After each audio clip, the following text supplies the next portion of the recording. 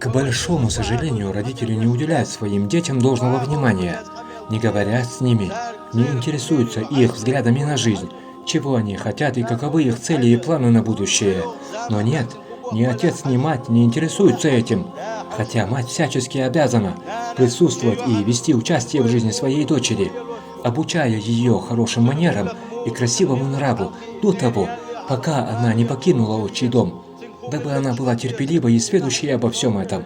Но, увы, в наше время всего этого нет, и поэтому молодой человек с легкостью может, женившись, дать развод, ссылаясь лишь на то, что она ему надоела, тем самым ломая жизнь невинной девочки. А родители молчат, будто зашуганы детьми. Да что это такое?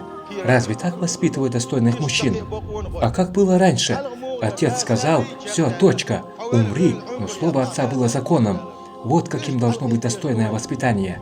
И помните, чем бы вы в жизни не обладали, если в вашем руководстве честь и достоинство не будут сопряжены с иманом, то вы пропали.